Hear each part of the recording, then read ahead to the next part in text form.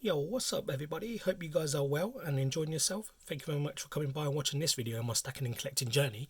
In this video I just wanted to have a chat about the last few weeks really, and what's been happening last week really, with gold and silver, and what I'm seeing really is like, obviously gold prices have gone higher, past the all-time highs I believe, and I see a lot of people rushing in to buy, well, so it seems, isn't it? But for me, I see a lot of people selling as well. And so, you know what they say, sell high, buy low. So I think the experienced stackers would be selling right now, and buying when it becomes lower. And so that leads me to think that if I didn't have any of this stuff, how hard is it for me to not listen to these videos that hype it up, and you got to buy now, or else, or something, it's going to happen. And I think, now that I have a little bit of experience, I'm thinking I would have fell for that as well. So me personally, I would like to, well, I follow the trends usually, and if I heard that and I didn't have any of this stuff, it's so hard to not do that. And so, but then now that I think about it, if they've been stacking for, if experienced person has been stacking for 10, 20 years, and you see the charts and that, and it's not gone up at all, well, not at all, but like sorry about that, steadily going up, you know, is not going to make you rich, let's say. And so then, you got to do your background research and do your research to why you're getting into this stuff. And so that's my thinking about it when the price is going high. All these people are buying in, and especially when the news that comes in, like your bank has been bankrupt, and needed the government to save you or whatnot, or companies to save you. You think to yourself, your money was in that bank, and it could have disappeared, and who else is going to pay for that? So not the average person is going to pay for that really, and not going to accept that really. What else can you do about it? And that is protest. And yeah, you can protest, but who you protesting to? Your money is still lost, let's say, and how do you get that back? Yeah, you can protest, but at the end of the day, if it's gone, it's gone. Whereas this stuff, if it's only gone if you don't have it in your hand. And so that's one argument, but you still need to sell it on, and get your whatever the value is back from it, let's say.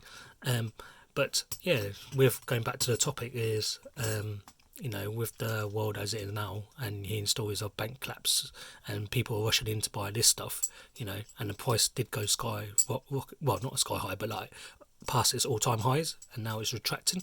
The experienced stacker would be selling at highs and then buying at lows.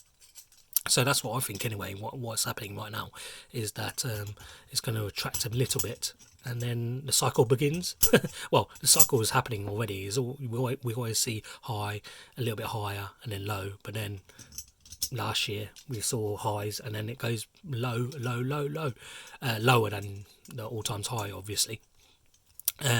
That we can see from the charts now, but obviously now we don't have the charts to see for next year, so it's hard to say. So, but if I was to listen to others to say buy now, it's the best time to buy. The best time was to buy was like in years previously, when the price was a lot lower. And so you can't say, it's the best time to buy. No one knows the best time to buy, and everyone's circumstances are different. So for me, sometimes I try to not listen to them videos where they try and say buy now. This is the right time to buy now, or else, or I don't know, them kind of videos. So I hardly ever tune into them videos. I just usually switch off for some reason, and that is probably because I've seen the history of this, and it hasn't really, they haven't proved themselves. Although that one time that they can prove themselves, it could be a different story. So, and they can turn around and say, yeah, I told you so. But for me, everyone's circumstances are different, because like if I buy now, and this is the reason why I don't really tell anyone to buy now or buy later or buy whenever they want. Well, I tell them to buy whenever they want and whenever it's feasible and affordable. But everyone's circumstances are different. So if I was to tell someone to buy now, it might not be a good time for them to buy, because they could be in debt or whatnot, and that's the reason why I usually switch off when people tell me what to do.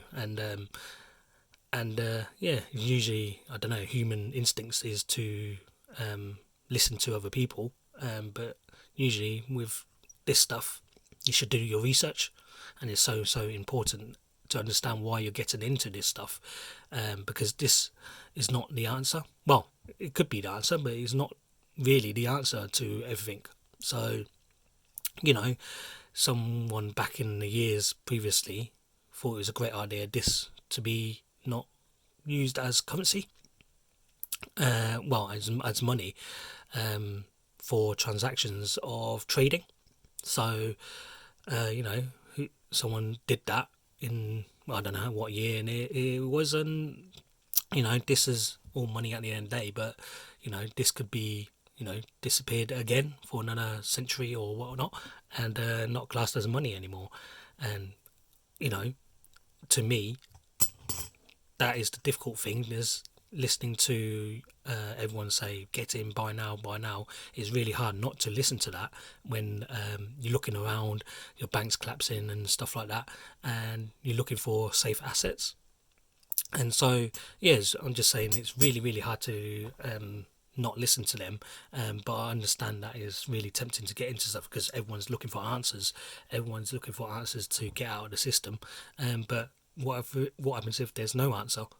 You can't get out of the system because we're not at the top. And so it leads me to think it's like there's no answer for everything. There's no answer, and that means the government or whatnot or whoever, there's no answer that fits all. And that's on a large scale.